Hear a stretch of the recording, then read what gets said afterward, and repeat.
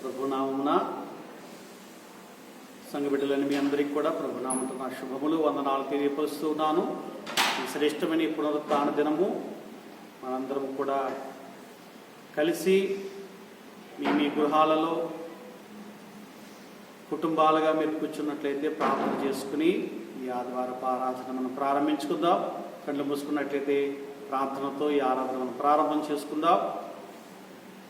మా సకల ఆశీర్వాదములకు కారణభూతుడైన యేసుక్రీస్తు ప్రభువా, నీ ఉన్నత నామమును బట్టి వేలాది కృతజ్ఞతాస్తుతులు స్తోత్రాలు చెల్లిస్తూ ఈ శ్రేష్టమైన ఈ పునరుత్థాన దినము అయ్యా మరొకసారి నీ సన్నిధిలో నిన్ను ఆరాధించడానికి, నీ నామాన్ని మహిమపరచడానికి, నాయన నీ నామాన్ని ఘనపరచడానికి నిలిచిన ఈ మంచి సమయాన్ని బట్టి నీకు స్తోత్రాలు ప్రభువా. ఈ ప్రతికూల వాతావరణంలో సమాజముగా సంఘముగా మేము కూడుకోలేకపోయినప్పటికీ కుటుంబాలుగా మా గృహాలలో మేము కూడికి నిన్ను ఆరాధిస్తూ ఉండగా దేవా, నీ సన్నిధి దిగిరానివ్వండి నాయన, నీ ప్రసన్నతను దిగిరానివ్వండి నాయన. నీ మహిమతో ప్రతి ఒక్క కుటుంబాన్ని మీరు ఆవరించమని ప్రార్థిస్తున్నాను. పరిశుద్ధాత్ముడా, ప్రాణాత్మ దేహములను మీ స్వాధీనంలో తీసుకునండి. ప్రాణాత్మ దేహములను శుద్ధీకరించండి నాయన. అయ్యా తండ్రి, కుటుంబములుగా ఆరాధిస్తూ ఉండగానే నీ బలమైన సన్నిధి నీ బిడ్డలు అనుభవించినట్లుగా నాయన, నీ ప్రసన్నతను అనుభవించినట్లుగా నాయన, నీ స్వరము వినున్నట్లుగా మీరు ప్రతి ఒక్కరిని ఒక ప్రత్యేకమైన రీతిలో మీరు దర్శించండి. పరిశుద్ధాత్ముడా, ప్రతి ఒక్కరిని మీరు తాకమని ప్రార్థన చేస్తున్నాం నాయన. నిర్లక్ష్యము నాయన, నిద్రమతును తీసివేయండి నాయన. ప్రతి బలహీనతలు తీసివేయండి నాయన. ప్రతి ఒక్కరిని సిద్ధపాటు హృదయాలతో నీ సన్నిధిలో కూర్చుని నాయన నిన్ను ఆరాధిస్తూ నాయన నీ ద్వారా వచ్చే సమృద్ధి అయిన దీవెనను, సమాధానము అనుభవించడానికి సహాయములు చేయమంటూ సమస్త ఘనత మహిమా ప్రభావాలు మీ నామనికి ఆరోపిస్తూ యేసయ్య ఉన్నత నామములో ప్రార్థిస్తున్నాము తండ్రి. ఆమేన్, ఆమేన్. ప్రియులారా, కుటుంబాలుగా మీ గృహాల్లో కూర్చున్నట్లయితే పాటలు పాడుకుంటూ ప్రభునామాన్ని మహిమపరుద్దాం. ఈ సమయంలో పాస్టర్ గారు వచ్చి దేవుని యొక్క పాటలు పాడుతూ ఉండగా మనందరం కూడా ఏకీపిస్తూ పాడుతూ ప్రభునామాన్ని మహిమపరుద్దాం. ఈ సమయాన్ని పాస్టర్ గారు ఇస్తూ ఉన్నారు. ప్రభునామన దేవునికి స్తోత్రం. మీ అందరికీ నా వందనాలు. మనందరం కలిసి పాటలు పాడుతూ దేవుని మహిమపరుద్దాం. యేసునాథుడా ఏ తెంచుమా ఈ సుగంధవనములోనికి, కాసె విరివిగా ఆత్మఫలములు కోసుకొనుము కోర్కె తీరగా, కాసె విరివిగా ఆత్మఫలములు కోసుకొనుము కోర్కె తీరగా. యేసునాథుడా ఏ తెంచుమా ఈ సుగంధవనములోనికి, కాసె విరివిగా ఆత్మఫలములు కోసుకొనుము కోర్కె తీరగా, కాసె విరివిగా ఆత్మఫలములు కోసుకొనుము కోర్కె తీరగా. ఎండిపోయే వనములు ఎండగాలికి దుండగుడు పాడు చేసెను, ఎండిపోయే వనములు ఎండగాలికి దుండగుడు పాడు చేసెను, గండి జలములో పారివనములో పండవైన నీవు చీలగా, పండవైన నీవు చీలగా. యేసునాథుడా ఏ తెంచుమా ఈ సుగంధవనములోనికి, కాసె విరివిగా ఆత్మఫలములు కోసుకొనుము కోర్కె తీరగా, కాసె విరివిగా ఆత్మఫలములు కోసుకొనుము కోర్కె తీరగా.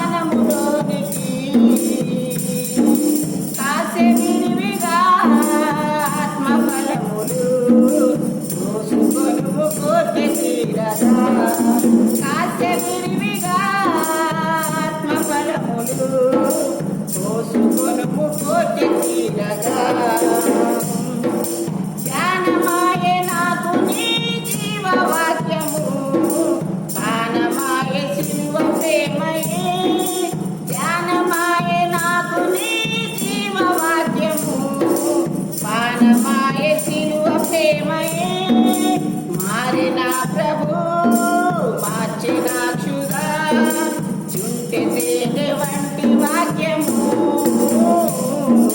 చుంటి తేనె వంటి వాక్యము యేసునాథుడా తెంచుమా ఈ సుగంధవనములోనికి కాస్య విరివిగా ఆత్మఫలములు మోసుకొనుము కోర్కె తీరగా కాస్య విరివిగా ఆత్మఫలములు మోసుకొనుము కోర్కె తీరగా కాస్య విరివిగా ఆత్మఫలములు మోసుకొనుము కోర్కె తీరగా మోసుకొనుము కోర్కె తీరగా. ప్రభు నామమున దేవునికి మహిమ కలుగును గాక. మన ప్రభువును రక్షకుడైన యేసుక్రీస్తు వారి శ్రేష్టమైన నామములో మీ అందరికీ శుభములు వందనాలు తెలియజేస్తున్నాను. పిల్లరా, మీరందరూ బాగున్నారు కదా? చాలా సంతోషం. దేవునికి మహిమ. ఎందుకంటే దేవుని కృపను మనం కలిగిన కనుక బాగునని నమ్ముచున్నాం. మంచిది. మరొకసారి మందిరంలో కాకుండా ఈ యూట్యూబ్ ద్వారా మీ అందరితో కలుసుకోవడానికి, మీ దేవుని మాటలు మీతో పంచుకోవడానికి, ఈ పరిశుద్ధ దినాన మనందరూ ఎక్కడెక్కడ ఉన్నా ఈ సమయానికి మనం కలిసి దేవుని ఆరాధించడానికి ఈ మంచి తరుణ సమయం అవకాశం దేవుడు మనకి దయచేసినందుకు దేవదేవునికి మహిమ. మంచిది పిల్లలు, ఇంతవరకు వాడి స్థితించట్లో కృప చూపారు. చాలా సంతోషం. దేవునికి మహిమ. తిరిగి మరొకసారి ఈ దినము కూడా అమూల్యమైన దేవుని వర్తమానం వినడానికి మన సమయాన్ని దేవునికి అప్పగిస్తాం. మంచిది. దయచేసి మీరందరూ కూడా సిద్ధపడి నన్ను నమ్ముచున్నాను. ఎందుకంటే ఇంతవరకు పాడారు, స్తుతించారు, ప్రార్థించారు, పాలు పంచుకున్నారు. కాబట్టి శ్రద్ధగా దేవుని మాటలు వినాలని ప్రేమతో మనవి చేస్తున్నాను. ప్రార్థించండి. త్వరలోనే మనందరూ మందిరంలో కూడిన అవకాశం దేవుడు మనకి ప్రాంతంలో అనుగ్రహించాలని తప్పకుండా మరి దేవుడు ఆ కార్యం చేస్తారు. మంచిది పిల్లరా, మరొకసారి దేవుని వర్తమానం ముందుకు వెళదాం. అందరూ కూడా బైబిల్ గ్రంథం తీసి చూడాలని ప్రేమతో మనవి చేస్తున్నాను. వాక్యాన్ని ధ్యానించేటప్పుడు మీరు మందిరంలో లేరు. మందిరంలో ఉంటే నేను చూస్తున్నాను కనుక అప్పుడప్పుడు మిమ్మల్ని అలర్ట్ చేస్తాను, లేకపోతే సరి చేస్తూ ఉంటాను, చెప్తూ ఉంటాను. కానీ నేను మీకు కనిపిస్తాను, మీరు నాకు కనిపించారు. అందువల్ల మీరు ఉండవలసిన విధంగా ఉండకపోతే చెప్పే అవకాశం లేదు. కానీ దేవుడు మీతో ఉన్నాడు. ఆయన మిమ్మల్ని చూస్తున్నాడు, నేను చూడకపోయినా. కనుక ఈరోజు మనకు కావాల్సింది మనిషి భయం కాదు, దేవుని భయం కావాలి. దేవుని భయమే మనకి క్షేమమే. మనిషి భయం కనిపించినప్పుడు ఉంటుంది, కనిపించకపోతే ఉంటుంది. మనిషి ఎప్పుడు మనతో ఉంటాడు, కానీ దేవుడు ఎప్పుడు మనతో ఉంటాడు. కనుక ప్రతి ఒక్కరూ చక్కగా క్రమంగా ఉండి దేవుని సన్నిధిలో దేవుని మాటలు వినాలని ప్రేమతో మారారు. మంచిది పిల్లలు, దయచేసి దేవుని వాక్యంలో ముందుకు వెళదాం. దేవుని పరిశుద్ధ గ్రంథంలో నుండి నిర్గమాకాండము 19వ అధ్యాయం 4వ వచనాన్ని జ్ఞాపకం చేసుకుందాం.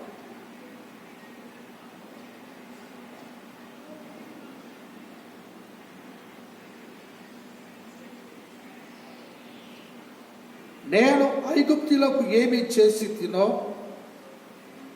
మిమ్మను గద్దరెక్కల మీద మోసి నా యొద్దకు మిమ్మల్ని ఎట్లు చేర్చుకుంటునో మీరు చూచితిరి. కాగా మీరు నా మాట శ్రద్ధగా విని నా నిబంధనను అనుసరించి నడిచిన ఎడల మీరు సమస్త దేశ జనులలో నాకు స్వకీయ సంపాద్యమగుదురు. దేవుడు ఈ వాక్య భాగమును దీవించి ఆశీర్వదించునుగాక. ప్రియులారా, గత వారంలో ఆగని ఈ వారం కూడా సీనాయి పర్వతం దగ్గర జరిగినటువంటి మరొక సంఘటన ఇక్కడ జ్ఞాపకం చేసుకుంటూ ఉన్నాం. గతంలో దేవుని సన్నిధిలో గడపడం గురించి మనం ధ్యానం చేశాం. ఎవరైతే దేవుని సన్నిధికి సమయం ఇచ్చి ఆయన సన్నిధిలో ఎక్కువగా గడిపారు వారు ఎక్కువగా దేవుని చేత దీవించబడ్డారు, మేలు పొందారు, సహాయం పొందారు. ఎన్నో మేలుకరమైన క్షేమకరమైన గొప్ప కార్యాలు వారు చూశారు.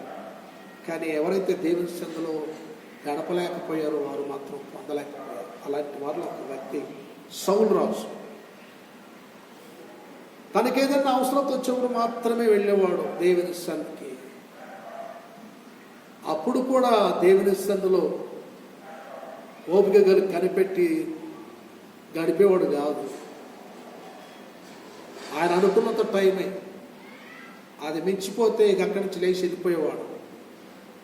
అందుకే సౌలు జీవితంలో సహాయమే కానీ సమాధానమే కానీ పొందలేని వాడిగా ఉన్నాడు. కాబట్టి మనం అలా ఉండకూడదు. కాస్త ఆలస్యమైనా దేవుని సన్నిధిలో గడపడం అది మనకి ఎంతో మేలు, క్షేమం. తక్కువ సమయం కాదు, ఎక్కువ సమయం దేవునికి ఇస్తే అది మరింత మేలు మనకి. కనుక నామకార్తులు ఏదో అలవాటుగా ఆచార కొరకు దేవుని సన్నిధికి వెళ్ళి రావడం గడపడం కాదు. ఆత్మీయంగా వెళ్ళాలి, దేవునితో మనం సమయాన్ని గడపాలి. అక్కడ ధ్యానించాలి, ప్రార్థించాలి, స్తుతించాలి. అక్కడ దేవుని స్వరాన్ని వినాలి. అప్పుడే మనము దేవుని సన్నిధి నుంచి మనకు కావలసిన మేలును పొందుకోగలుగుతాం. మంచిది. ఈరోజు కూడా ఈ మాటలు జ్ఞాపకం చేసుకుంటాం. ఇక్కడ జరిగిన సందర్భం ఏమిటంటే, ఇశ్రాయేలు ప్రజలు ఐగుప్తు దేశంలో నుంచి విడిపించబడ్డారు, వారు నడిపించబడ్డారు, ఎర్ర సముద్రం దాటారు. ప్రయాణం చేస్తూ వారు సీను అరణ్యానికి వచ్చారు. సినాయి పర్వతం దగ్గర వారు విడిచారు. అక్కడ కొంచెం రిలాక్స్ అయ్యారు. మోషే దేవుని పర్వతం ఎక్కి దేవుని సన్నిధికి వెళ్ళాడు. ఎందుకు వెళ్ళాడంటే, మోషేను దేవుడు రమ్మని పిలిచాడు. దేవునికి స్తోత్రం కలుగునుగాక. మనందరూ కూడా ఆయన పిలుస్తూ ఉన్నాడు. కాబట్టి దేవుని సన్నిధిని ఆశించి ప్రతి ఒక్కరు దేవునికి స్తోత్రం చెప్పారు. హల్లెలూయా, ప్రైజ్ ది లార్డ్. దేవునికి మహిమ. వచ్చింది పిల్లరా, వెళ్ళడం ద్వారా మనకి ఎంతో మేలు ఉంది. గతంలో ధ్యానించాం కదా పిల్లరా. దేవుడు మోషేతో మాట్లాడుతూ ఈ విషయాలు చెప్తున్నాడు. వాళ్ళకి ఈ విషయాలు చెప్పు, వాళ్ళకి జ్ఞాపకం చేయి, వాళ్ళతో ఈ విషయాలు ముచ్చటించు, లేకపోతే వాళ్ళతో ముచ్చట పెట్టు. మన తెలంగాణ భాషలో మాట్లాడాలంటే ముచ్చట పెట్టడం, మాట్లాడడం. కానీ మనమైతే వ్యర్థమైన ముచ్చట్లు పెడతాం. లోక సంగతుల గురించి ముచ్చట్లు పెడతాం. పనికిరాని వాటి కొరకు, పనికిమాల వాటి కొరకు ముచ్చట పెడతాం. కానీ దేవుడు ముచ్చట పెట్టమన్నాడు. మోషేతో ముచ్చట పెట్టి వాళ్ళతో అన్నాడు. ఎందుకంటే మోషే నాయకుడు కదా ఆ ప్రజలకి. కానీ ఏ ముచ్చట పెట్టమన్నాడంటే, దేవుడు చెప్పే విషయాల గురించి ముచ్చట పెట్టమన్నాడు, మాట్లాడమన్నాడు. మనం కూడా అలా ఉంటే మంచిది. మోషే కూడా అలాగా దేవుడు చెప్పిన విషయాల కొరకే ముచ్చట పెట్టాడు. కానీ ఎప్పుడు పనికిరాని వాటి కోసం, పనికిమాల వాటి కోసం ముచ్చట్లు పెట్టలేదు ప్రజలతో. కనుక పనికిమాల ముచ్చట్లు పెట్టేవాళ్ళు కనుక ఉంటే అటువంటి ముచ్చట్లు విడిచిపెట్టాలని ప్రేమతో మనవి చేస్తున్నాం. ఆ వ్యర్థమైన ముచ్చట్లు కొరుకుడు పుండు లాంటివి పాకుతా ఉంటాయట. అవి జీవితాలకు ఎంతో నష్టాన్ని కలిగిస్తాయట. కాబట్టి పిల్లరా, ఈ లోక సంబంధం ముచ్చట్లు కాదు. అందుకే ఒక పాటలు కూడా మనం చూస్తాం కదా, ముసలమ్మ ముచ్చట్లు కట్టిపెట్టి పరిశుద్ధ గ్రంథాన్ని చేతబట్టి దీక్షతో నడువు కట్టుకోవాలని ఒక భక్తుడు చక్కగా పాడాడు. కాబట్టి పిల్లరా, మోషేతో కూడా దేవుడు అన్నాడు, ముచ్చట పెట్టి వాళ్ళతో. దేనికోసం ముచ్చట అంటే, దేవుడు చెప్పిన విషయాల గురించి ముచ్చట. కనుక ఈరోజు కూడా మన ముచ్చటది, ఈ ముచ్చట దేనికోసం అంటే దేవుని విషయాల కొరకే. మరి దేవుని విషయాలు ఏమిటి అంటే మన కొరకే. దేవుడు ఏది ఆలోచించినా, ఏది మాట్లాడినా, ఏది తలంచినా, ఏది చేసినా సమస్తం మన కోసమే. ఆయన కొరకంటూ ఏది లేదు. అందుకే ఆయన ప్రాణంతో సహా మన కొరకు బలి అర్పణ చేసేసాడు ప్రభువారు. అక్కడ మనకి ఏం తెలియజేస్తున్నాడంటే, ఆయన కొరకు ఏమీ లేదు, అంత మన కోసమేనట. మనం ఎంత ప్రేమిస్తే మరి మన కొరకు ఆయన అంతగా ఆలోచన కలిగి ఉండాలి. అందుకే దయచేసి ప్రతి ఒక్కరు దేవుని మాటలు శ్రద్ధగా ఉండాలని జ్ఞాపకం చేస్తున్నాను. దేని గురించి ముచ్చటించమంటున్నాడు, చెప్పమంటున్నాడు అంటే, ఒకటి, నేను ఐగుప్తులకి చేసిందంతా మీరు చూశారు. ఐగుప్తులకి దేవుడు ఏది చేశాడో అదంతా కూడా ఎవరి కోసం చేశాడంటే ఆయన ప్రజల కోసమే చేశాడు. ఐగుప్తులో 10 తెగుళ్ళు కావచ్చు, ఎర్ర సముద్రాన్ని చీల్చడం కావచ్చు, ఐగుప్తులకి తీర్పు తీర్చడం కావచ్చు, ఐగుప్తులు సముద్రంలో మునిగిపోవడం కావచ్చు, ఇదంతా కూడా ఎవరి కోసం అంటే దేవుని ప్రజల కోసమే. వారిని విడిపించడానికి, వారిని కాపాడడానికి, వారిని రక్షించడానికి, ఒక మంచి దేశానికి వారిని తీసుకుని వెళ్ళడానికి, వారి బాధల్లో నుంచి, బంధకాల నుంచి వారిని విడిపించడానికి, వీళ్ళ కోసమే ఇదంతా. అందుకంటాడు, వారికి చేసిందంతా చూశారు, కళ్ళతో చూశారు వీళ్ళు. రెండోది ఇంకేమంటాడంటే, గద్దరక్కల మీద నేను ఎట్లు మిమ్మల్ని మోసుకుని పోతేనో, నేను ఎట్లా మోసాను. కాబట్టి ఇదంతా కూడా మీరు జ్ఞాపకం చేసుకుని, మీరు నా మాట శ్రద్ధగా విని, నా నిబంధన మీరు గైకొనే వారిగా కనుక ఉంటే, సమస్త దేశాల్లో ఎక్కడున్నప్పటికీ కూడా మీరు ఎలా ఉంటారంటే, నాకు మీరు నా స్వకీయ సంపాద్యంగా, లేకపోతే నా స్వాస్థ్యంగా మీరు ఉంటారు అని ప్రభువారు వారికి జ్ఞాపకం చేస్తారు. ఈ మాట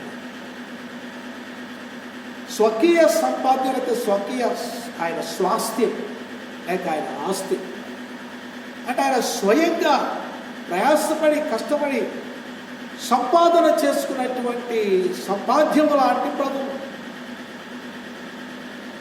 నిజంగా స్వాస్థ్యమైన సంపాదనైన ప్రయాసపడి కష్టపడి సంపాదించడానికే దాని విలువ తెలుస్తుంది. కానీ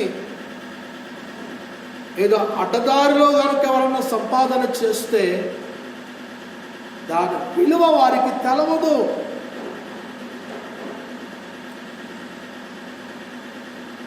మనలను ఆయన చేసుకున్నప్పుడు మనకంటే ముందుగా మన క్షేమ కోరి మన కొరకు సృష్టిని చేశాడు.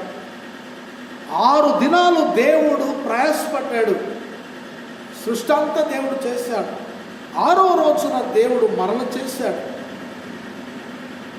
అందుకని అంటాడు, మీరు నా స్వకీయ సంపాద్యం, మీ కొరకు నేనెంతో శ్రమపడ్డాను, ప్రయాసపడ్డాను. కాబట్టి పిల్లరా, పాప శాపంలో పడిపోయిన పారులైన మనలు కూడా తిరిగి రక్షించడానికి స్వయంగా ఆయనే ప్రయాసపడ్డాడు. ఆయనకి ఎవరూ హెల్ప్ చేయలేదు, ఆయనకి ఎవరూ సహాయపడలేదు. స్వయంగా ఆయనే దిగివచ్చి ఆయనే మనందరి కొరకు సిలువలో ప్రయాసపడ్డాడు, శ్రమపడ్డాడు. తిరిగి మనలో ఆయన సంపాద్యం చేసుకున్నాడు. మన పాప శాపాల నుంచి విడిపించి పరిశుద్ధులుగా, నీతిమంతులుగా చేసి తన సొత్తైన ప్రజలుగా, పరిశుద్ధ జనాంగముగా, రాజులని యాజక సమూహముగా, ఒక వెలుగు సంబంధులుగా తిరిగి మనలను ఆయన స్వయంగా తనే ప్రయాసపడి మనల్ని సంపాద్యం చేసుకున్నాడంటే, కష్టపడి సంపాదించుకున్న సంపాదనలాగా తిరిగి మనల్ని మరలా మన బిడ్డలుగా చేసుకున్నాడు. కాబట్టి ఇంతకు నేను జ్ఞాపకం చేసినట్టుగా, ఎవరైతే తాము కష్టపడి ప్రయాసపడి సంపాదన చేస్తారో, స్వాస్థ్యాన్ని సంపాదించుకుంటారో,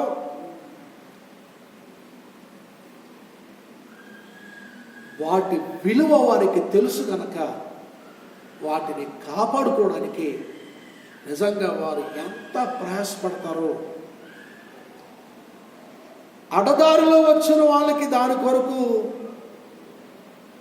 కాపాడుకోవాలని, జాగ్రత్త చేసుకోవాలని, పాడు చేసుకోకూడదని, పోగొట్టుకోకూడదనేటువంటి ఆ జ్ఞానం, ఆ ఆలోచన, ఆ ప్రయాస వారికి ఉండదు కనుకనే నిర్లక్ష్యం చేసి చాలామంది వారి స్వాస్థ్యాన్ని, సంపాద్యాన్ని కష్టపడకుండా వచ్చింది కనుక వెచ్చలవిడిగా పాడు చేసి దాని విలువ తెలవక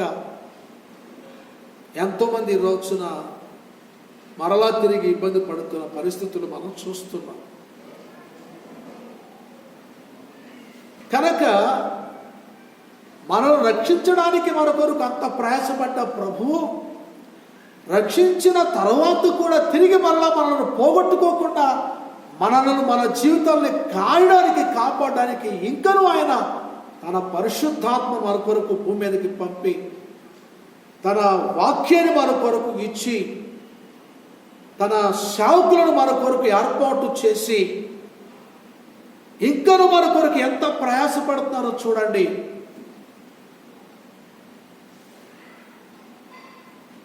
ఆయన కంటికి కనురెప్పలాగా మనల్ని కాపాడుకుంటూ ఉన్నాడు. నా బిడ్డలైన వారు ఎవరైనా ముట్టుకుంటే నా కనురెప్పను ముట్టుకున్నట్టే, కనుగుడ్డును ముట్టుకున్నట్టే అని చెప్పాడు ఆయన. అంటే ఇంకా మన కొరకు ఎంత జాగ్రత్త తీసుకుంటున్నాడో మన గురించి ఆయన. ఆ ప్రియమైనటువంటి దేవుని బిడ్డలారా, ఆలోచన చేయండి. మనమేమో ఇంకనూ ఆయన ప్రేమను, ఆయన ప్రయాసను నిర్లక్ష్య పెట్టి పట్టించుకోకుండా తిరిగి మళ్ళా మన జీవితంలో మనం పాడు చేసుకుని నశించిపోయే మార్గంలోకి వెళ్ళిపోతూ ఉన్నాం. దేవుని మాట వెనక, దేవుని మాట లెక్క చేయక.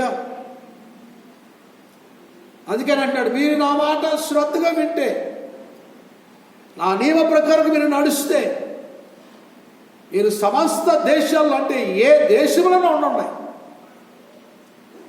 ప్రపంచంలో 200 దేశాల కంటే పైనే ఉన్నాయి, ఇంచుమించుగా 300 దేశాల దగ్గర ఉన్నాయి. ఆ దేశంలో ఎటువంటి దేశం కానీ, ఏ దేశం కానీ ఎక్కడున్నా సరే మీరు ఎట్లా ఉంటారంటే నా స్వకీయ సంపాద్యంలాగా ఉంటారు, నా స్వాస్థ్యంలాగా ఉంటారు మీరు. అంటే నేను చెప్పాను కదా, కష్టపడి ప్రయాసపడి సంపాదన చేసిన ప్రతి వ్యక్తి కూడా ఎంతో జాగ్రత్తగా, కేర్గా, బాధ్యతగా కాపాడుకునే ప్రయాసం చేస్తూ ఉంటాడు. ప్రయత్నం నేను కూడా అదే చేస్తాను, మీ విషయంలో నేను ఆ విధంగా ఉంటాను అని ఈ మాటలు జ్ఞాపకం చేయడానికి చెప్పారు. సరే, ఈ వాక్య భాగంలో మన ముఖ్యాంశం ఏంటంటే దేవుని రెక్కలు. ఇంకా చెప్పాలంటే రెక్కలు అంటే ఆయన చేతులు ఎలాంటివంటే తన ప్రజల విషయంలో గద్ద రెక్కలు అంటున్నాడు. ఈ విషయాన్ని జ్ఞాపకం చేయడానికి ఈ మాటలు మీకు ఇంతవరకు చెప్పాను. దేవుని రెక్కలు ఎలాంటి రెక్కలంటే గద్ద రెక్కలు. ఈ సృష్టిలో చాలా పక్షులు ఉన్నాయి, ప్రతి పక్షికి కూడా రెక్కలు ఉంటాయి. మనుషులుగా మనకి 2 చేతులు ఇచ్చాడు, ఇవి కూడా రెక్కలతో సమానమే. మరి దేవుడు ఆయన రెక్కల గురించి మాట్లాడుతున్నాడు, ఆయన హ్యాండ్స్ గురించి, చేతుల గురించి మాట్లాడుతున్నాడు. ఆయన రెక్కలు ఏ రెక్కలకు పోల్చి మాట్లాడుతున్నాడు అంటే గద్ద రెక్కలకు పోల్చి మాట్లాడుతున్నాడు. ఆయన ఎన్నో పక్షి జాతులు ఉండగా ఈ గద్ద రెక్కలకు మాత్రం ఎందుకు ఆయన పోల్చి మాట్లాడుతున్న ఇశ్రాయేలు ప్రజలను ఈజిప్ట్ నుంచి విడిపించి కానానుకి తీసుకెళ్ళినప్పుడు ఆ ప్రయాణం గురించి, ఆ ప్రయాస గురించి, నేను గద్ద రెక్కల మీద మిమ్మల్ని మోసాను అని ఎందుకు చెప్తున్నాడు అంటే ఖచ్చితంగా గద్ద రెక్కలకి మిగతా పక్షుల రెక్కలకి ఒక తేడా ఉంది. అందుకే గద్ద రెక్కలకు పోల్చి అని మాట్లాడుతూ ఉన్నాడు. కనుక ఆ గద్ద రెక్కలకు ఉన్నటువంటి ప్రత్యేకత ఏమిటి అనే విషయాన్ని ఒక 3 మాటల్లో జ్ఞాపకం చేసుకుని ముగించుకుందాం. మొదటిగా మనం చూస్తాం, ఈ మాటలు మనం చదువుకుందాం.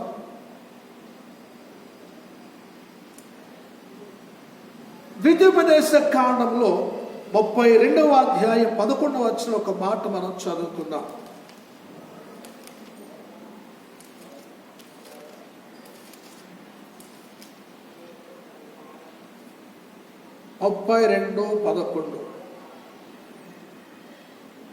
పక్షిరాజు తన గూడు రేపి తన పిల్లలపైన అల్లాడుచు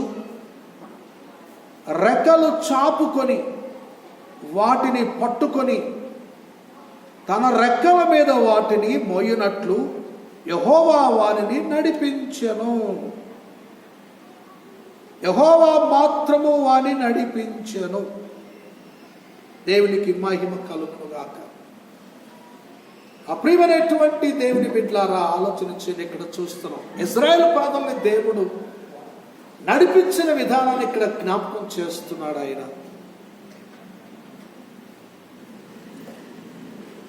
యెహోవా మాత్రమే నడిపించినట్టు వారిని. అంటే దాని అర్థం ఏంటి? వాళ్ళంతట వాళ్ళు నడవలేదు, దేవుడే నడిపించాడు వారిని. అనుకుంటాను, ఒకవేళ వాళ్ళంతటా వాళ్ళు కనుక నడిస్తే గట్టిగా ఒక రోజు కూడా నడిచుండే వాళ్ళు కాదు వాళ్ళు. కానీ వారు నడిచిన కాలం ఎంత అంటే బైబిల్ గ్రంథం చెప్తుంది 40 సంవత్సరాలు నడిచారట. చరిత్రలో ఇంతవరకు ఎవరు కూడా ఇన్ని సంవత్సరాలు నడిచినట్టుగా మనం ఎక్కడ చూడం. 40 సంవత్సరాలు నడిచారు వాళ్ళు.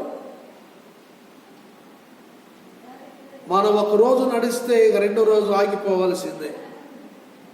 మన కాళ్ళు నొప్పులు వచ్చేస్తాయి, కాళ్ళు వాపులు వచ్చేస్తాయి. ఈ మధ్యకాలంలో చాలామంది కరోనా వైరస్ ప్రభావాన్ని బట్టి లాక్డౌన్ పెట్టినప్పుడు ఎక్కడ పనులు అక్కడ స్తంభించిపోయి జనజీవనం అంతా కూడా అస్తవ్యస్తమైపోయి మనుషులు వారున్న స్థలాలలో, ఎందుకంటే మనుషులందరూ కూడా వారు పుట్టిన దగ్గరే ఉండి ఎప్పుడు కూడా బ్రతకలేదు. కొన్నిసార్లు వాళ్ళ జీవనం కొరకు, వాళ్ళ పరిస్థితుల కొరకు వలస వెళ్ళే పరిస్థితులు ఉంటాయి. అటు ప్రపంచమంతా ప్రతి దేశంలో ప్రజలు కూడా అటు ఇటు వలసలు వెళుతూ ఉంటారు. అట్లాగే వలస వచ్చిన ప్రజలు చాలామంది మొత్తం వెహికల్స్ కూడా బంద్ అయిపోయినాయి కనుక, వాహనాలు కూడా నడవడం లేదు కనుక వారుకున్న పరిస్థితులను బట్టి భయపడిపోయి ఎలాగైనా సరే వారి సొంత ప్రాంతాలకు, సొంత ఊర్లకు వెళ్ళిపోతే అక్కడ ఏదో ఒక రకంగా బ్రతకొచ్చు మన ఇంట్లో, మన ఊర్లో అన్నట్టుగా ఆలోచన చేసి చాలామంది రాష్ట్రాల నుంచి వచ్చిన వాళ్ళు ఉన్నారు కనుక అంత దూరం వెళ్ళడం, ప్రయాణ వసతులు లేవు కనుక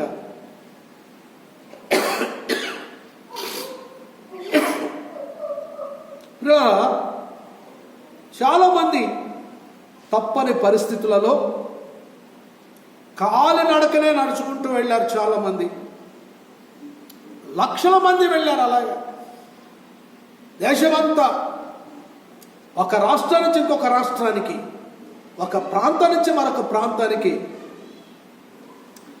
వేల కిలోమీటర్లు నడిచారు. మొత్తానికి చాలామంది వారు, కొంతమంది మధ్యలోనే వారి ప్రయాణాలు ముగించబడ్డాయి. మొత్తానికి లోకాన్ని విడిచిపెట్టేసి వెళ్ళిపోయారు. ఎన్నో ప్రమాదాలు జరిగి క్షేమంగా వారి గమ్యస్థలాలకి చేరుకోలేకపోయారు.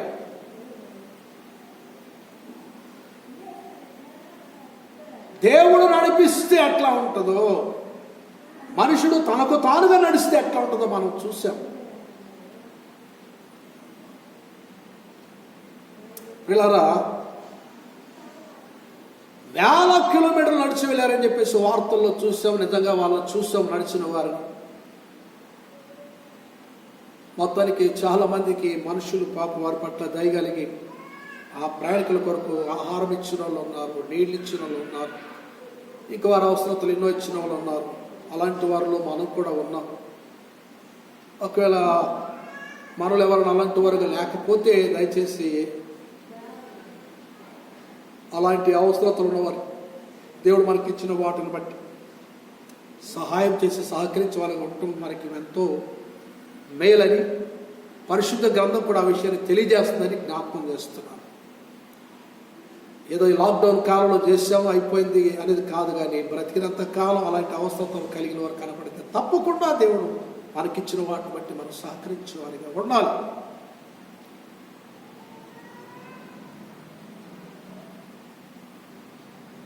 వీళ్ళు ఒక పరదేశంలో ఉండి ప్రయాణం చేస్తూ వెళుతున్నప్పుడు ఎన్నో రకాల పరిస్థితులు ఎదుర్కొన్నారు. అందుకే వారి దేశంతో దేవుడు అంతా చెప్పాడు, మీ దేశంలో కూడా పరదేశంలో ఉంటే వారిని మీరు ఏమాత్రం శ్రమ పెట్టొద్దు, వారి కలిగిన అవసరతల విషయంలో మీరు వారికి సహకరించింది కూడా ఒకప్పుడు మీరు కూడా పరదేశంలో ప్రయాణాలు చేశారు అని దేవుడే స్వయంగా ప్రజలతో మాట్లాడాడు. మరి మనం పరదేశంలోనే ప్రస్తుతం, ఈ లోకం మనది కాదు, మనది పరలోకమే. యాత్రికులుగా ప్రయాణికులుగా పరదేశంలోకి వచ్చాం, ప్రయాణం చేస్తున్నాం. మరి యాత్రా జీవితంలో ప్రయాణాలు మనం ఎన్నో అవసరతలు కలిగి ఉన్నాం. ఆయా సమయాల్లో ఎన్నో విధాలుగా దేవుడు మనకి సహాయం చేస్తూ ఉన్నాడు. మరి మనం కూడా ఆ విధంగా ఇతరుల పట్ల ఉండాలని దేవుని యొక్క ఉద్దేశం. మంచిది, దేవుడు నడిపిస్తే అట్లా ఉంటుంది, మనిషి నడిస్తే అట్లా ఉంటుంది. చూడండి, వాళ్ళు వేల కిలోమీటర్లు నడిచినా కొన్ని రోజులు నడిచారు వాళ్ళు, అయితే కొన్ని నెలలు నడిచారు వాళ్ళు. కానీ సంవత్సరాలు నడిచినటువంటి జనాంగం ఏ జనాంగం కూడా లేదు. అలా నడిచిన జనాంగం ఏదైనా ఉందా అంటే భూప్రపంచంలో ఇజ్రాయేలు ప్రజలు నడిచారు. కానీ విచిత్రం ఏంటంటే కొన్ని రోజులు నడిచిన వాళ్ళే, కొన్ని నెలలు నడిచిన వాళ్ళే ఇక నడవలేని పరిస్థితులు ఏర్పడితే వీరు మాత్రం 40 సంవత్సరాలు నడిచారు. కానీ అద్భుతం ఏంటంటే బైబిల్ చెప్తుంది,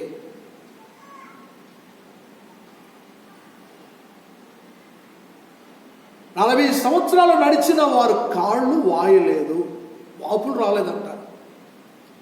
ఇక వాపులు రాలేదంటే నొప్పులు రాలేదని అర్థమే. మరి 40 సంవత్సరాలు నడిస్తే వాళ్ళ కాళ్ళు ఎందుకు వాయలేదు, వాళ్ళ కాళ్ళ నొప్పులు ఎందుకు రాలేదు, ఎలా నడవగలిగారు వాళ్ళు? బైబిల్ చెప్తుంది, దేవుడు అంటున్నాడు వారి గురించి, గద్ద రెక్కల మీద నేను మిమ్మల్ని మోసాను, అట్లా నడిపించా మిమ్మల్ని. అంటే మీకు నొప్పి కలగకుండా, మీ మీద వెయిట్ పడుకోకుండా, మీకు భారం కాకోకుండా. పలకలు కనుక ఒక ఎత్తి కూర్చుంటే కొంతమంది మోసుకుని పోతుంటే మోసే వాళ్ళకి బరువు, కానీ కూర్చున్న వాళ్ళకి బరువేం కాదుగా. అట్లా దేవుడు ఆ ప్రజల్ని నడిపించాడట. అందుకే వారికి కాళ్ళు వాయలేదు, నొప్పులు రాలేదు. గమనించండి, అలాంటి రెక్కలు ఆయన రెక్కలు.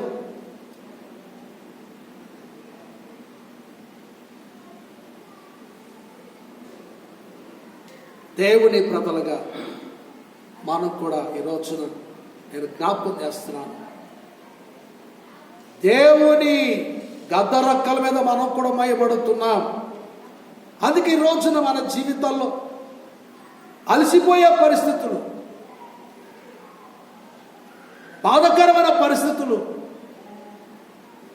ఎన్నో ఉన్నప్పటికీ కూడా అవి మనకేమీ తలగకుండా, ఆ బాధ మనకు లేకోకుండా మనం ముందుకు వెళ్ళిపోతున్నామంటే కారణం బైబిల్ జ్ఞాపకం చేస్తుంది, అవి గద్ద రెక్కలు. ఆ రెక్కలు అలసిపోలేదు, ఆ రెక్కలు నేను మొయ్యలేనలేదు, ఆ రెక్కలు ఇంకా మోస్తూనే ఉన్నాయి. మనల్ని మోయడానికే, మనల్ని తీసుకెళ్ళడానికే, మన వాగ్దాన దేశానికి, మన గమ్యస్థానానికి యేసు ప్రభు వారు కలవరి శిలువలో ఆయన రెక్కలను చాపాడు. శిలువలో అలా చాపి వచ్చి ఉదయం 9 గంటలకి సిలువేస్తే ఇంచుమించుగా 3 గంటల వరకు కూడా రెక్కలు అలసిపోలేదు, అలాగే ఉన్నాయి. మనం కాసేపు దేవుణ్ణి ఆరాధన చేయడానికి మన రెక్కలను ఎత్తి కొన్ని నిమిషాలు కూడా నిలబట్టలేము. మోషే శత్రువుల యుద్ధం జరుగుతున్నప్పుడు కొండ మీద దేవుని కర్ర పట్టుకుని చేతులు పైకెత్తితే ఇశ్రాయేలు గెలిచారట, చేతులు దించితే శత్రువులు గెలిచారట. ఇశ్రాయేలు ప్రజలు గెలవడం కోసం ఇప్పుడు మోషే చేతులు యుద్ధం వైపు వరకు ఎత్తి పట్టే ఉంచాలి, కానీ ఉంచగలిగాడా? ఉంచలేకపోయాడు. చేతులు బరువెక్కిపోయారని రాస్తుంది బైబిల్. అందువల్ల 2 వ్యక్తులు అటు ఇటు ఉండి ఆ చేతులు ఆదుకోవాల్సి వచ్చింది. కానీ ఆలోచన చేయండి, సిలువలో యేసే రెక్కలు ఎవరు ఆదుకున్నారు? ఈ ఆత్మీయత్వం ముగించబడే వరకు కూడా రెక్కలు అలాగే చాపి ఉన్నాయి, ఆయన మరణించే వరకు కూడా.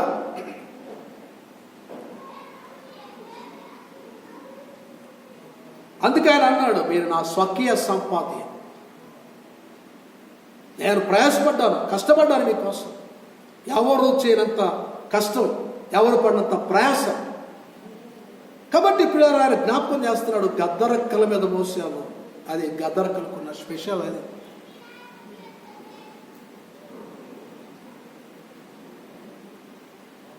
పక్షులు ఎగురుతాయి, గ్రద్ద ఎగురుతుంది. చాలా పక్షులు కొంచెం కింద ఎగురుతాయి, కానీ గ్రద్ద మాత్రం అన్నిటికంటే పైన ఎగురుతూ ఉంటుంది. క్రిందన పక్షులు కొంతసేపు ఎగిరిన తర్వాత దిగేసి ఎక్కడన్నా ఆగిపోతాయి, కానీ గ్రద్దను చూడండి, చాలాసేపు అది అలాగే ఎగురుతారు. రెక్కలలో పెట్టేసి రెక్కలు దించదు, అది పైకి వెళ్ళి రెక్కలు చాపి మరి ఎగురుతా ఉంటుంది. అలాగే ఆ రెక్కలు అలసిపోని రెక్కలు, ఆ రెక్కలు బరువెక్కని రెక్కలు, ఎంత బరువైనా మొయ్యగలిగిన రెక్కలు. కాబట్టి ప్రపంచమంతటి యొక్క పాప భారాన్ని ఆయన భుజాల మీద వేసుకుని యేసయ్య ఒక్కడే మోసాడు. ఎవరు సహకరించలేదు. ఎవరో ఒక వ్యక్తి వచ్చి ఆయన సిలువని ఎత్తుకున్నాడు, కానీ ఒక్క అడుగు కూడా ఇలా పడిపోయాడు అక్కడే. యేసే ఎత్తుకున్న సిలువ తిరిగి మళ్ళీ యేసే గొలుగొత్త కొండ వరకు మోసుకుని వెళ్ళి ఆయనే తెచ్చాడు అక్కడ. ఆలోచించండి, 40 సంవత్సరాలు ఈజిప్ట్ నుంచి కానాను దేశం వారు ప్రయాణ చేసి వెళ్ళారంటే కారణం గద్ద రెక్క లాంటి ఆయన రెక్కల మీద ఆయన మోసాడు. అది స్పెషల్ గద్ద రెక్కలు. అది బరువు అయిపోయింది, నేను దించేస్తున్నాను లేదు ఆయన. మన చంటి పిల్లల్ని, మన చిన్న పిల్లల్ని ఎత్తుకుని కొంత దూరం నడుస్తాం, బరువు ఎక్కువైన తర్వాత దించేస్తాం. యెషయా గ్రంథంలో కూడా ప్రభు చెప్పారు, నేనే నిన్ను చేస్తే నేనే చంక పెట్టుకుంటా, నేనే ఎత్తుకుంటాను. ఆయన ఎప్పుడు అలసిపోయినాని చెప్పలా, బరువు ఎక్కువైపోయిందని చెప్పలా, నా వల్ల కాదని చెప్పలా, నేను దించేస్తానని చెప్పలేదు ఆయన. ఆలోచించండి దేవుని బిడ్డలారా. మరి మనం ఏ శ్రమ లేకుండా ఇలా బాగున్నామంటే కారణం ఇంత దూరం ప్రయాణం చేసినా అది మన గొప్పతనం కాదు, మన స్టామినీ కాదు, మన బలం కాదు. దేవుని గద్ద రెక్కల మీద మోసుకుంటూ తీసుకువెళ్ళాడు ఆయన. ఇప్పుడు తీసుకెళ్తున్నాడు మనల్ని ఆయన. ఎప్పటి వరకు? మన గమ్యస్థానం చేరే వరకు మోస్తూనే ఉంటాడు. మధ్యలో ఎక్కడ దించేవాడు కాదు ఆయన. ఆయన రెక్కలు బరువు ఎక్కువ, ఆయన రెక్కలు అలసిపోవు, చివరి వరకు మోస్తాడు ఆయన. అందుకే ఈరోజు మనం ఎలా ఉన్నాం, జీవితంలో ఎన్ని పరిస్థితులు ఉన్నప్పుడు కూడా. అర్థమైంది కదండి? అది గద్ద రెక్కలకు ఉన్నటువంటి ప్రత్యేకత. రెండో మాట జ్ఞాపకం చేస్తాను చూడండి. యెషయా గ్రంథం 63:9 చదువుకుందాం. యెషయా 63:9.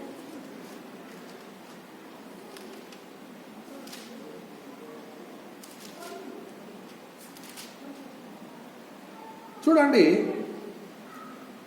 వారి యావత్ బాధలో ఆయన బాధలుందని, ఆయన సన్నిధిని దూత వారిని రక్షించను, ప్రేమ చేతను తాలిమి చేతను వారిని విమోచించను, పూర్వ దినములన్నిటిను ఆయన వారిని ఎత్తుకొనుచు మోసుకొనుచు వచ్చెను.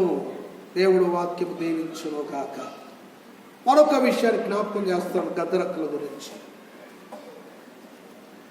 పూర్వ దినాలన్నిట్లో కూడా ఆయన వారిని ఎత్తుకొనుచు మోసుకుంటూ వెళ్ళాడట. వారి యావత్ బాధలో ఆయన బాధ పొందాడట. ఎందుకంటే వారు యావత్ బాధ వారి మీద ఉండకుండా ఆయన మీద వేసుకుంది.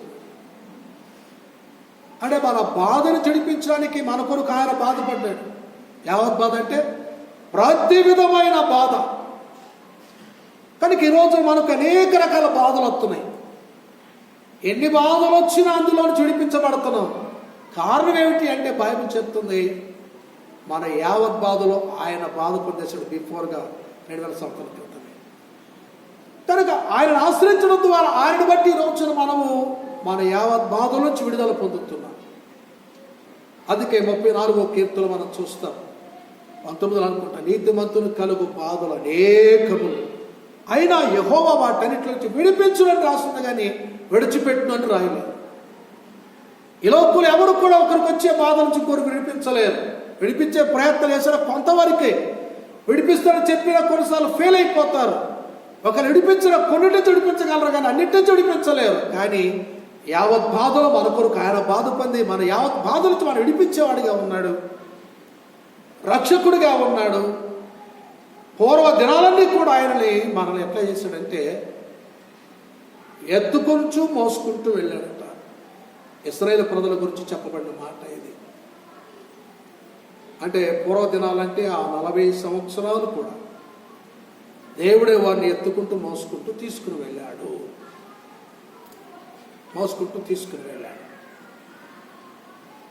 మోయడం అంటే దాని అర్థం ఏమిటంటే కంప్లీట్గా వారి సంరక్షణ, వారి బాధ్యత అంతా ఆయనే భరించాడు. వారి బరువంతా ఆయనే మోసాడు. అంటే వారు బరువు వారు మోసుకోవాలి, వారు బరువులు ఆయనే మోసాడు. ఇక వాళ్ళ బరువులు కనుక వారు మోయాలంటే వారి వల్ల కాదు. ఎందుకంటే వారు ముసలోళ్ళు ఉన్నారు, వయసులో ఉన్నారు, పిల్లలు ఉన్నారు, పశువులు ఉన్నాయి, ఇక ఎన్నో ఉన్నాయి. వాళ్ళ బరువే వాళ్ళు పోయిననుకోరు, బరువు ఎవరు మోస్తారు? న్యూ టెస్టిమెంట్లో ఒక పక్షవాతం కలిగి వాడు మోసుకొచ్చారంట 4. నిజానికి వాళ్ళు మోసుకొచ్చారు అంటే నేను అనుకుంటాను నిస్వార్థంగా, నిష్ప్రయోజనంగా ఆ వ్యక్తికి మాత్రమే ప్రయోజనం కలగాలి అని ఒక వ్యక్తి కొరకు ప్రయాసపడి వాళ్ళేదో శ్రమపడినట్టు మాత్రం నేను అనుకోను. 4 మోసుకుంటూ ఒక నడవలేని వ్యక్తిని, కదలేని వ్యక్తిని మోసుకుంటూ యేసుప్రభువుకి తీసుకొచ్చారంటే నేను అనుకుంటే ఎంతో కొంత వారిలో ఖచ్చితంగా ఒక స్వార్థం ఉంది. ఆ స్వార్థం కొరకే మోసారు, కానీ ఆ వ్యక్తి కొరకు నిస్వార్థపరులుగా మాత్రం మొయ్యలేదు అనుకుంటా నేను. పిల్లల గమనించండి, నిస్వార్థంగా ఒకరు బరువు మోసులు ఎవరున్నారు ఈ రోజున?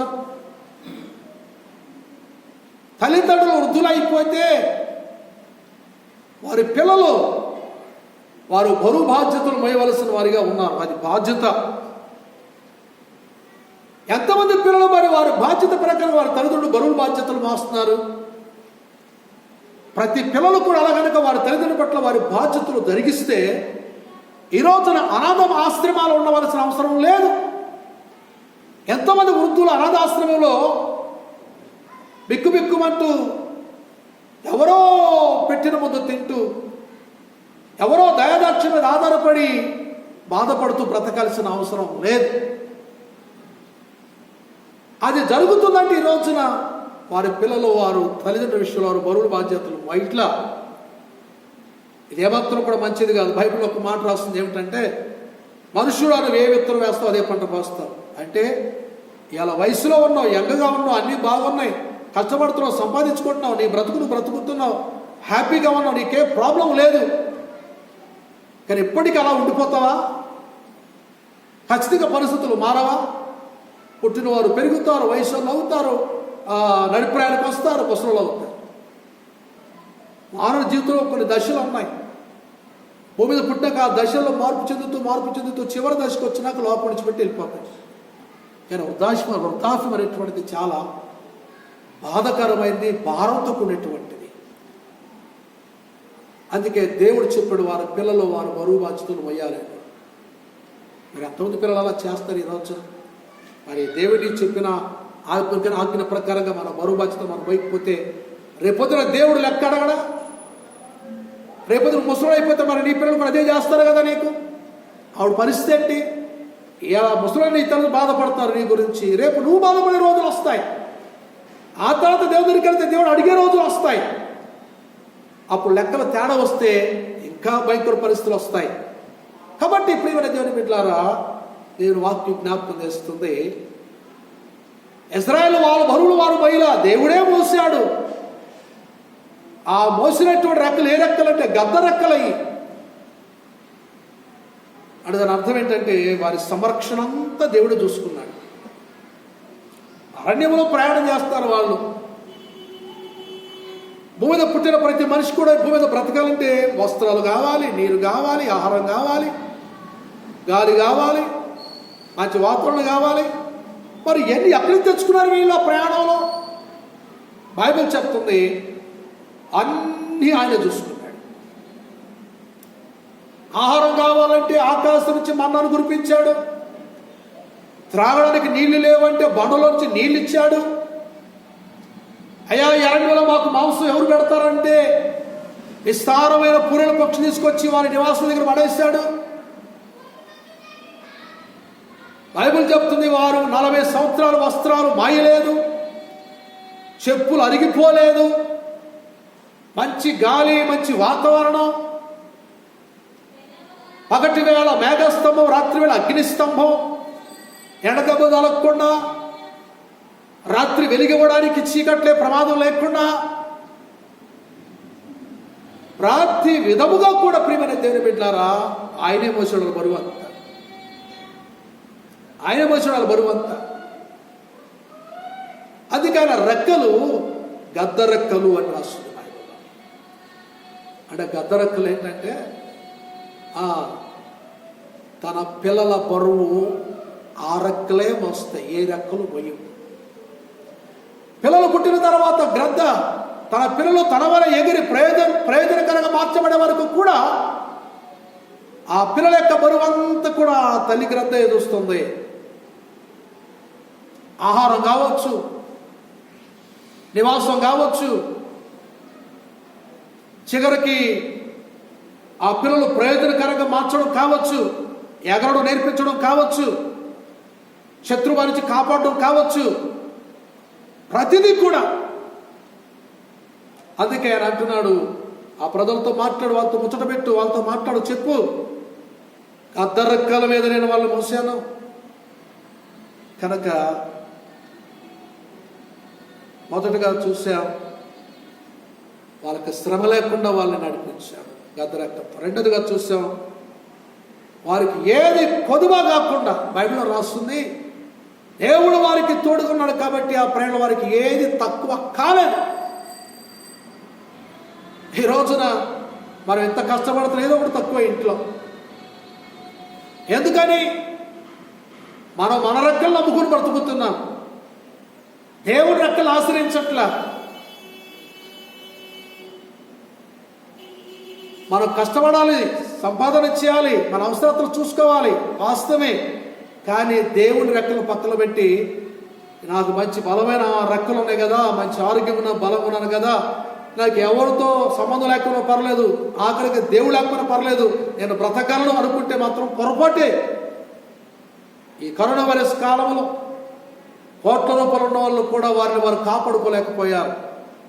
ఎన్ని ఉన్నా ఎంత ఉన్నా వారికి సంరక్షణ లేదు, వారు కావలసినవన్నీ సంపాదించుకోలేకపోయారు.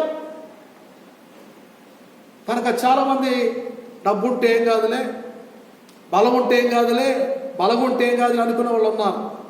దేవుని బిడ్డలారా ఆలోచన చేయండి, ఎన్ని ఉన్నా అన్ని సున్నా, ఏ సన్నా లేకపోతే. కాబట్టి ఆయన అంటున్నాడు, నేను ఎత్తుకున్నాను, నేనే మోసుకుంటూ వెళ్ళాను గద్ద రెక్కల మీద. సమస్తాన్ని. ఈరోజు కూడా మన సమస్తాన్ని ఆయనే భరిస్తున్నాడు. మనం అది జ్ఞాపకం చేసుకోవాలి, మర్చిపోకూడదు. ఏ స్థితిలో ఉన్నా, ఏ పరిస్థితిలో ఉన్నా అన్నీ కలిగి ఉన్నా ఇది నా గొప్పది అనుకోవడానికి లేదు. దేవుడు ఇవ్వకపోతే నువ్వేమి చేయలేవు. కొన్ని సంపాదన చేసుకుంటావు, కొన్ని సంపాదించుకుంటావు, కానీ అన్ని సంపాదించుకోలేవు. కాబట్టి దేవుని బిడ్డలారా, జరగల కారణం నా రెక్కలని దేవుడు జ్ఞాపకం చేస్తున్నాడు. ఆ రెక్కలు ఏ రెక్కలు అంటే గద్ద రెక్కలు. ఆ రెక్కలు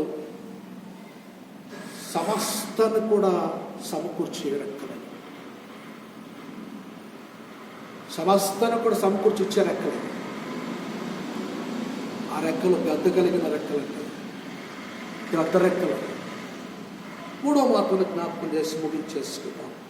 పరిశుద్ధ గ్రంథంలో ప్రకటన గ్రంథం 12వ అధ్యాయం 14వ వచనంలో ఈ గద్ద రెక్కల గురించి మరొక మాట రాయబడింది. ఆ మాట కూడా జ్ఞాపకం చేసుకుని ప్రార్థన చేసుకుని ముగించుకుందాం. ప్రకటన 12:14.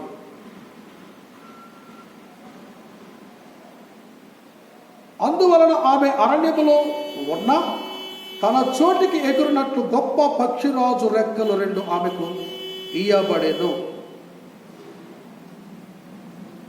అచ్చట ఆ సర్పముఖమును చూడకుండా ఆమె ఒక కాలములు అర్ధకాలము పోషింపబడును.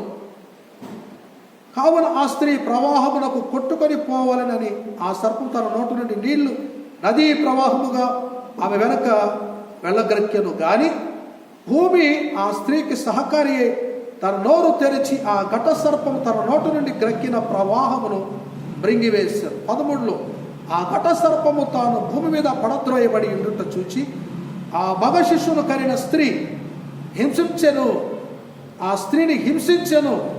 అందువలన ఆమె అరణ్యములో ఉన్న తన ఆమెకు ఇయ్యబడెను. దేవుడు వాక్య భాగం మన కొరకు మరొకసారి దీవించునుగాక.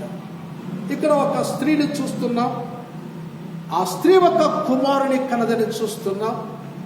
కుమారుడు కలిగినటువంటి ఆ స్త్రీని శ్రమ పట్టాలని, నశింప చేయాలని ఒక ఘట సర్పం ఆమెను శ్రమ పెట్టడానికి ప్రయత్నం చేస్తుంది.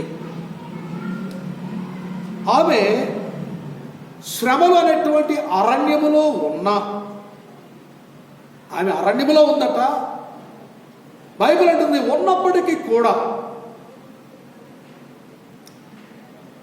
ఆ ఘట సర్పము నుండి, ఆ ఘట సర్పం పెట్టే శ్రమ నుండి తప్పించుకోవడానికి 2 రెక్కలు ఆమెకి ఇవ్వబడ్డాయి. అవి ఏ రెక్కలు అంటే బైబిల్ అంటుంది గద్ద రెక్కలు. గద్ద రెక్కలు. ఆ రెక్కలు బట్టి ఆ ఘట సర్పం వల్ల కలిగేటువంటి శ్రమ నుంచి తప్పించుకోవడానికి ఆమె చోటుకి ఆమె ఆ రెక్కలతో ఎగిరి వెళ్ళే అవకాశం కలిగిందని ఇక్కడ బైబిల్ రాస్తుంది. ఆ సందర్భం అనేక రకాలుగా ఉంది. ఇప్పుడు అదంతా మనము ధ్యానించట్లేదు, కానీ ఒక సందర్భం మాత్రం జ్ఞాపకం చేస్తున్నాను. ఆ స్త్రీయే కాదు, ఈ రోజున దేవుని బిడ్డలైనటువంటి ప్రతి ఒక్కరు కూడా వారి జీవితంలో శత్రు శ్రమల పాలు చేయాలనుకున్నప్పుడు, సమస్యలు సృష్టించాలనుకున్నప్పుడు ఆ ఘట సర్పం అంటే సాతానుకి సాదృశ్యం. ఎన్ని విధాల శ్రమల ద్వారా, శోధనల ద్వారా దేవుడు తన ప్రజలను నశింపచేయడానికి వాడు ప్రయత్నాలు చేస్తున్నప్పుడు, అటువంటి పరిస్థితులు దేవుని బిడ్డకు ఒక అరణ్యము లాంటి పరిస్థితులుగా ఉన్నా, ఎందుకంటే కొన్నిసార్లు అంటారు మనిషి కలిగే బాధ గురించి అంటారు అరణ్య రోదన అంటారు. అరణ్య రోదన ఎందుకన్నారంటే అరణ్యములో రోదన చేసిన అక్కడ ఎవరు పట్టించుకునే వాళ్ళు ఉండరు. అరణ్యం అంటే ఎటువంటి సహాయము కలగనటువంటి స్థలం అది. ఆ అరణ్యంలో ఒక వ్యక్తి శ్రమలో చిక్కుకొని ఎంత రోదన చేసినా, ఎంత అరిసినా, కేకబెట్టినా అతని ఆర్తనాదాలు వినేవారు కానీ పట్టించుకునేవారు కానీ ఎవరు ఉండరు. అది దాని సంగతి. అలాంటి పరిస్థితులు కూడా ఒకవేళ వచ్చినప్పటికీ కూడా దేవుడు తన ప్రజలకు ఇచ్చిన గొప్ప ఆధిక్యత ఏమిటంటే తప్పించుకొని పోవడానికి, వారు క్షేమంగా ఉండడానికి, సురక్షితంగా ఉండడానికి దేవుడు వారికి 2 రెక్కలు ఇచ్చాడంట. అవి ఏ రెక్కలు అంటే గద్ద రెక్కలు. గద్ద రెక్కలు.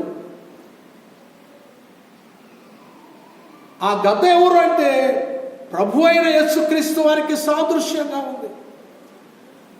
ఆ రెక్కలు ఆయన రెక్కలు. ఆయన రెక్కలు చాపి తన ప్రజలను రక్షించడానికి సిలువలో రెక్కలు చాపాడు. ఇశ్రాయేల్ ప్రజల గురించి ఒకసారి ఆయన మాట్లాడాడు. యెరూషలేము పట్టణం గురించి మాట్లాడుతున్నాడు. యెరూషలేమా, కూడా తన పిల్లలను రెక్కల చాటున చేర్చుకున్నట్లు నిన్ను చేర్చుకోని నేను అనుకున్నాను, కానీ నువ్వు నా మాట వినలేదు. లోపల కాబట్టి ఇప్పుడు అది వలబడదు. ఇదిగో శత్రువు వస్తున్నాడు, చుట్టుముడతాడు, నీకు శ్రమ కలగబోతుంది.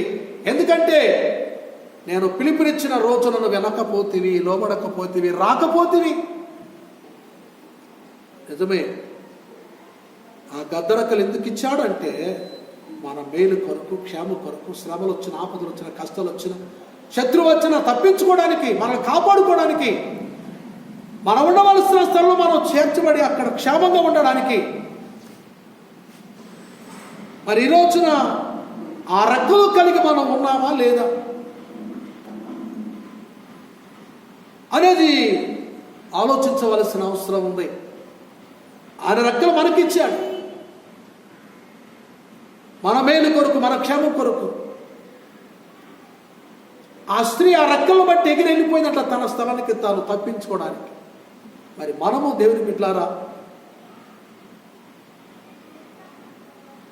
లోక జీవితంలో కలిగే ప్రతి విధమైనటువంటి శ్రమల నుంచి తప్పించుకోవడానికి మనకిచ్చిన రెక్కలు మనం ఉపయోగించుకుంటున్నామా?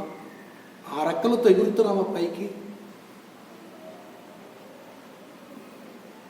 పరమగీతంలో కూడా భక్తుడున్నాడు, మండ సందులో నా పౌరమ, పేటు బీటులు ఆశ్రయించిన పౌరమ. మండ సందులో ఎగురుతుందట పౌరం. ఎగరానికే రెక్కలిచ్చాడు పౌరానికి ఆయన. పేటు బీటులు ఆశ్రయిస్తుందట. ఆ మాట గాయాలు, యేసయ్య గాయాలు, ఆ బీటులు ఆయన దెబ్బలు, గాయాలు. ఆ రెక్కలు ఎందుకు ఇచ్చాడంటే ఆయన గాయాల్లో ఎగరడానికి, ఆయన గాయాలను మనం ఆశ్రయించడానికి, మనం క్షేమంగా ఉండడానికి, మనం తప్పించుకోవడానికి యేసయ్య తన రెక్కలు మనకి ఇచ్చాడు. ఆ రెక్కలు కనుక మనము కలిగి ఉంటే ఏ విధమైనటువంటి శ్రమ నుంచి, శత్రువు నుంచి మనం తప్పించుకోగలుగుతాం, క్షేమం ఉండగలుగుతాం. ఆ రెక్కలు నరకానికి వెళ్లకుండా మనల్ని తప్పిస్తాయి, శత్రు చేతులు చిక్కకుండా తప్పిస్తాయి, శ్రమలో నుంచి తప్పిస్తాయి. అందుకే ఆయన రెక్కలు చాపాడు సిలువలో. దేవుని బిడ్డలారా ఆలోచన చేయండి. మనము ఆ రెక్కలు కట్టుకుని మనం ఆశ్రయించాలట. 2 రెక్కలు ఇచ్చాడు ఆయన. ఏమిటి 2 రెక్కలు? విశ్వాసంతో ప్రార్థన చేసే ప్రార్థన జీవితం, అది ఆయన రెక్క. ఆ రెక్కను కలిగి ఉంటే ఎగురుతాం. ఎగిరే రెక్కలు ఉంటే ఏ శత్రువుని ఏం చేయలేడు. ఎగిరే రెక్కలు లేకపోతే దొరికిపోతాం. కొన్ని పక్షులకు రెక్కలు ఉంటాయి, ఏదో ప్రమాదం అయితే బలహీనత వాటిలో ఉండి, ఏదో సమస్య ఉండి ఎగరలేవు పైకి, అప్పుడు దొరికిపోతాయి. అందుకే మన జీవితంలో బలహీనతలు ఉండకూడదు, దేవునికి విరుద్ధమనేవి ఉండకూడదు, ఆయాసకరమనేవి ఉండకూడదు, ఇష్టం లేనివి ఉండకూడదు. ఈ బలహీనతలుంటే మనం ఎగరలేం, తప్పించుకోలేం, క్షేమంగా ఉండలేం. అందుకే గద్ద రెక్కలాగా ఉండాలి. ఆయన రెక్కలు గద్ద రెక్కలు, ఆ రెక్కలు కలిగి ఉండాలి. బలహీనంగా ఉండకూడదు మనం. ఎవరు బిడ్డలారా ఆలోచన చేయండి. అందుకే కదా ప్రభువైన యేసుక్రీస్తు వారు మన కొరకు యవనకాలం సిలువనెక్కి ఎందుకు ఆయన శ్రమ పడ్డాడు? దెబ్బలు తిని, గాలి పొంది, రక్తం కారి చనిపోయి తిరిగి ఎందుకు లేచాడు? మన జీవితంలో బలహీనతలైనటువంటి పాపము, శాపము, ప్రతి విధమైన అవిధేయత, అతిక్రమాలు మన జీవితంలో తీసివేసి పరిశుద్ధపరిచి నీతిమంతులుగా చేసి ఎగరగలిగిన రెక్కలు కలిగిన వారుగా, గద్ద రెక్కలు కలిగిన వారిగా మనం ఉండాలని ప్రభువారు ఆ విధంగా చేయడని మనం చూసాం. పిల్లరా, మరి మనం ఆరోగ్యకరమైనటువంటి రెక్కలు కలిగి ఉండాలి. ఆరోగ్యకరమైన రెక్కలు, గద్ద రెక్కలు, బలమైన రెక్కలు, ఎగరగలిగిన రెక్కలు, ఎంత పైకైనా అందరూ ఎగరగలిగిన రెక్కలు, గద్ద రెక్కలు, అటువంటి రెక్కలు ప్రభు మనకి ఇచ్చాడు. దేవునికి స్తోత్రం కలుగును గాక. ఆ రెక్కలు కరిగి మనం ఎగరాలంటే మనం బలహీన ఉండకూడదు. మన బలహీనతలు సరిచేసి మన యోగ్యులుగా చేసి ఎగరగలిగే శక్తినిచ్చేది ఏమిటంటే దేవుని వాక్యం. కనుక మరొక రెక్క ఏమిటంటే దేవుని వాక్యం. భక్తులు చాలా చెప్పారు, ఎదుట నేను పాపం చేయకున్నట్లు అయ్యా నీవిచ్చిన వాక్యం హృదయంలో దాచుకున్నాను అన్నాడు. అంటే ఒక రెక్క విశ్వాసం కూడిన ప్రార్థన జీవితం అయితే మరొక రెక్క దేవుని యొక్క వాక్యం. అనుదినము నీ జీవితం ఎట్లుందో నీకు చూపించి తెలియచేసి సరిచేసి చక్కగా నిలబెట్టి యోగ్యముగా చేసి దేవునికి దగ్గరగా సమీపంగా చేసి నీ ఆత్మీయ జీవితానికి శరీర జీవితానికి క్షేమ కలిగించి సురక్షతను ఇచ్చేటువంటిది దేవుని వాక్యం. అలాగే శ్రమ నుంచి తప్పించబడి నేను కాపాడుకోవడానికి దేవుడు ఇచ్చినటువంటి ప్రార్థన జీవితం ఆయుధం.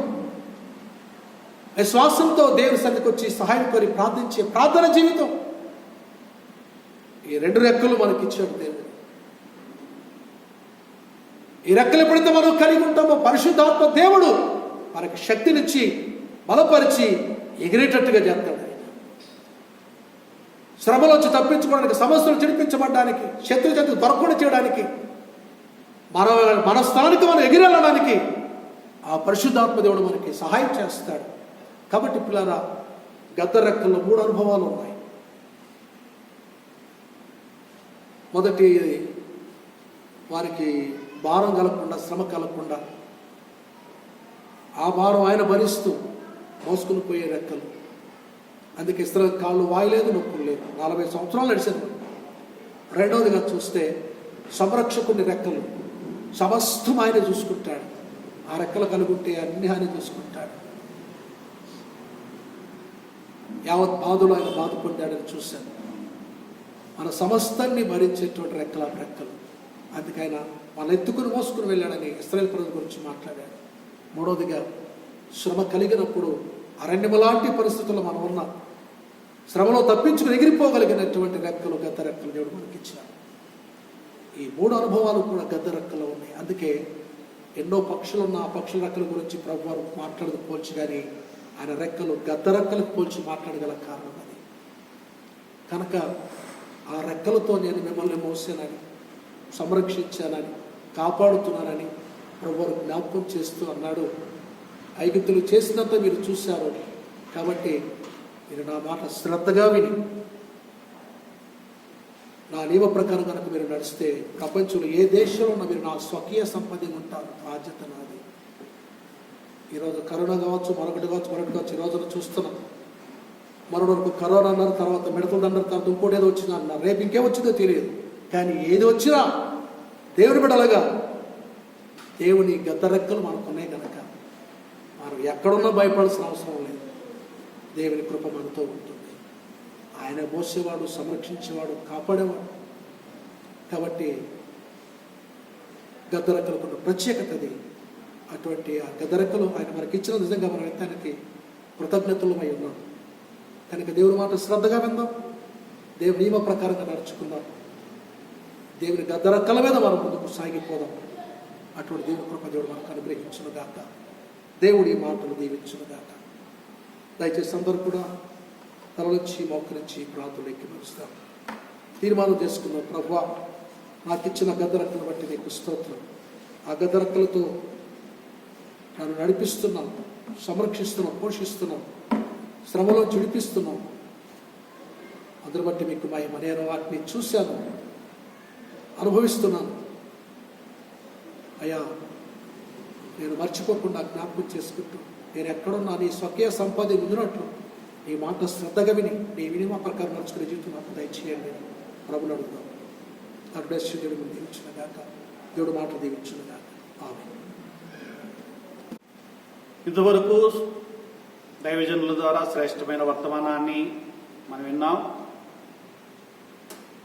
ఆ విన్న వర్తమానాన్ని ధ్యానిస్తూ ఒక తీర్మానంతో చెప్పబడిన ప్రతి మాట మన జీవితాలకు, మన కుటుంబాలకు, మన వ్యక్తిగత ఆధ్యాత్మిక జీవితాలకు ఆశీర్వాదకరంగా ఉండినట్లుగా మనం ప్రార్థన చేసుకుందాం. కృపా సత్య సంపూర్ణుడా యేసయ్యానికి వందనాలు, స్తుతులు, స్తోత్రాలు చెల్లిస్తున్నాం నాయన. ఇంతవరకు నాయన మీ దాసుల ద్వారా ఈ శ్రేష్టమైన ఈ పునరుత్థాన దినం శ్రేష్టమైన వాక్కు ద్వారా మనందరినీ మీరు దర్శించినందుకు వందనాలు నాయన. విత్తబడిన వాక్యం ప్రతి హృదయంలో నీరు కట్టి ఫలింపు దయచేయండి.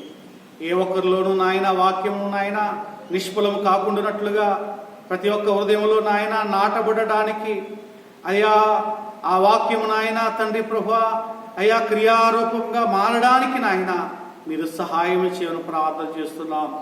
ఎవరెవరైతే గృహాల్లో కుటుంబాలుగా ఏకీపించి ఈ యొక్క ప్రార్థనలో ఏకీపిస్తున్నారో వారి మీద నీ హస్తముల నుంచి నిండారుగా మీరు ఆశీర్వదించండి నాయన. ఎవరైతే యూట్యూబ్ ద్వారా వీక్షిస్తున్నారో ఏకీపిస్తున్నారో వారిని ఆయన వారి కుటుంబాలను అయ్యా మీరు ఆశీర్వదించండి నాయన. సంఘ బిడ్డల కుటుంబాల్లో ఎవరైతే అనారోగ్యంగా ఉన్నారో వారిని ముట్టండి, స్వస్థతను దయచేయండి అయ్యా. సమాధానం లేని వారికి సమాధానం దయచేయండి.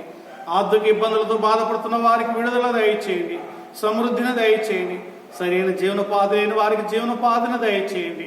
వివాహం కాని బిడ్డలకు వివాహాలు సిద్ధపరచండి నాయన. ఎడబాటు కలిగిన కుటుంబాలు ఐక్యపరచండి నాయన. అయ్యా గర్భఫలం లేని వారికి గర్భఫలం దయచేయండి నాయన. గర్భిణీ స్త్రీలపై, వృద్ధులపై, చంటి బిడ్డలపై మీ ప్రత్యేకమైన మీ కృపను దయచేయండి నాయన. అయ్యా బిడ్డలు ఏ విషయంలో అయ్యా తండ్రి ప్రభువా అయ్యా నలుగుతున్నారు నాయన, హృదయ ఆలోచన ఎరిగిన దేవుడు గనక నాయన వారి హృదయ వాంఛలు మీరు నెరవేర్చమని ప్రార్థన చేస్తున్నాం తండ్రి. అయ్యా ఏ వేదనతో, ఏ బాధతో, ఏ సమస్యలతో, ఇబ్బందులతో ఉంటున్నారో దేవా అయ్యా మేము దగ్గరగా లేకపోయినప్పటికీ నీవు సమీపముగా ఉండే దేవుడుగా ఉన్నావు గనక నాయన మీరే ప్రతి కుటుంబానికి, ప్రతి ఒక్క వ్యక్తికి సమీపముగా ఉండి నాయన వారి ప్రతి పరిస్థితుల్లో గొప్ప విజయమును అనుగ్రహించండి నాయన. ఈ వారమంతా చేస్తున్న ప్రయాణాల్లో, ప్రయత్నాల్లో, ఉద్యోగాల్లో, డ్యూటీల్లో, వ్యాపారాల్లో మీ ఆశీర్వాదం, మీ సన్నిధి ఉంచండి నాయన. ఈ వారం అంతట్లో ఎవరైతే దినాలు అయ్యా జన్మదినాలు జరుపుకుంటున్నారో వారిని, వారి కుటుంబాలను నిండారుగా మీరు ఆశీర్వదించమని ప్రార్థన చేస్తున్నామయ్యా. అంత మాత్రమే కాకుండా ఈ ప్రస్తుత పరిస్థితుల్లో నాయన ఈ కరోనా వ్యాధి ప్రబలుతూ ఉండగా నాయన ఎవరికి వారిగా నాయన స్వీయ నియంత్రణ పాటిస్తూ ప్రభువా అయ్యా నాయన తండ్రి నాయన జాగ్రత్త పడడానికి సహాయం చేయండి. ప్రతి ఒక్క కుటుంబాన్ని, ప్రతి ఒక్క వ్యక్తిని ప్రభువా నీ రక్తపు కోటలో భద్రపరచండి నాయన. ఏ వైరస్, ఏ బ్యాక్టీరియా ఏ బిడ్డలను, ఏ కుటుంబాన్ని తాకకుండానట్లుగా ప్రతి కుటుంబాల మీద నీ రక్త ప్రోక్షణ ఉంచండి నాయన. నీ సన్నిధి ఉంచండి నాయన. నీ క్షేమం ఉంచండి నాయన. నీ భద్రత ఉంచండి నాయన. ఐగుప్తు దేశములో నాయన ఇజ్రాయేలు ఉండినప్పుడు నాయన ఆ సంహార దూతలు ఎలాగూ తప్పించబడ్డారు నాయన. ఈ వైరస్ ద్వారా కూడా అయ్యా ప్రతి ఒక్క సంఘ బిడ్డలు, కుటుంబాలను అలాగును క్షేమమును, భద్రతను మీరు దయచేయమంటూ అయ్యా మమ్మల్ని అందరినీ మీ గాయపడిన స్థాలకి సమర్పిస్తూ సమస్త ఘనత, మహిమా, ప్రభావాలు మీ నామానికి ఆరోపిస్తూ యేసయ్య ఉన్నత నామంలో ప్రార్థిస్తున్నాము తండ్రి, ఆమేన్. ఇప్పుడు మన పరమ తండ్రి అయిన దేవుని ప్రేమ, ఆయన కుమారుడు మన ప్రియరక్షకుడైన యేసుక్రీస్తు వారి దివ్య కృప, పరిశుద్ధాత్మ దేవుని అన్యోన్య సహవాసము, సమాధానము, సకల దేవుడులు కూడిన మనకును సర్వలోక పరిశుద్ధులకును సదా తోడేండి నడిపించునుగాక. ఆమేన్, ఆమేన్. యేసు రక్తమే చేయి, ప్రవేశు రక్తమే చేయి, ప్రవేశునామను సంపూర్ణ విషయం, అపవాది కలిగినంత నాశనం. తండ్రి నీ కార్యం నిరంతరము జయము, జయము, జయము కలుగునుగాక. ఆమేన్, ఆమేన్. మీ అందరికీ ప్రత్యేకమైన వందనాలు. దేవుడు మిమ్మల్ని, మీ కుటుంబాలను కాపాడునుగాక, కృపతోడే ఉండునుగాక.